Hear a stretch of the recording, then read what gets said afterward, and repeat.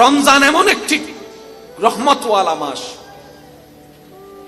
এই রমজানের প্রত্যেকটি নফল ইবাদতকে আল্লাহ দয়া করে ফরজের মতো সম্মান দান করেন। রমজানের ছোট্ট ছোট্ট নফল কাজকেও ডান কাঁধের ফেরেশতা লেখার সময় এমন সওয়াবের পাহাড় পরিমাণ লেখে, দেখতে মনে হয় ফরজ ইবাদত করেছে। আর এক একটা ফরজকে আল্লাহ তাআলা দয়া করে 70টা ফরজের সওয়াবের মতো লিখে দেয়। তো রমজান হচ্ছে নিয়ামত লুটে পুটে নেওয়ার সুবর্ণ একটা সুযোগ।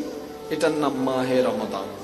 বিভিন্ন দেশে রমজান মাস আসলে জিনিসের দাম কিছু বিষয় মানতে না চাইলেও বাস্তব।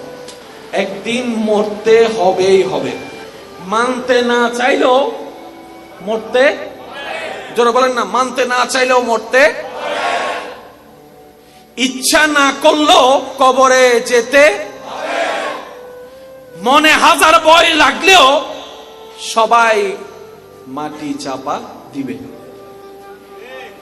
এখানে আপনার আমার ইচ্ছা অনিচ্ছার কোনো সুযোগ কেউ এসে জিজ্ঞেস করবে না, হোয়াট ডু ইউ লাইক, কি তুমি পছন্দ করো, একটু আমাকে বলো, আমি সেই হিসাবে কাজ করি।